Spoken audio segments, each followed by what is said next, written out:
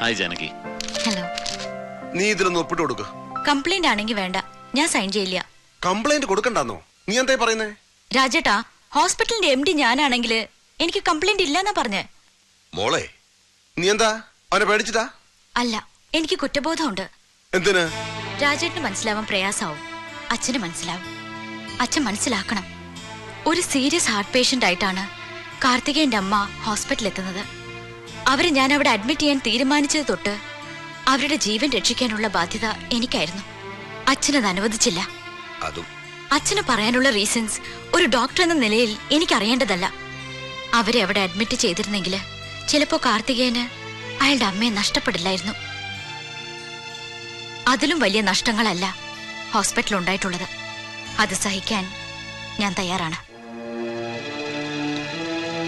Sorry Janaki. I can understand.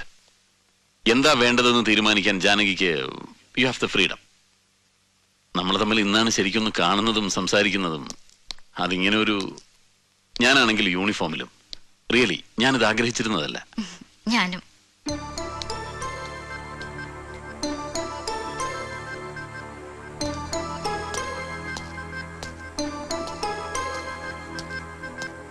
ഞാൻ ഇറങ്ങുന്നു.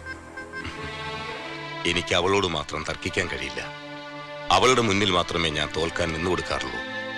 അവൾക്ക് അതിനുള്ള സ്വാതന്ത്ര്യം ഞാൻ കൊടുത്തിട്ടുള്ളൂ. അതാ ശരി. ജാനകി വളരെ സെൻസിബിൾ ആയിട്ട് സംസാരിച്ചു. വരട്ടെ രാജേന്ദ്ര.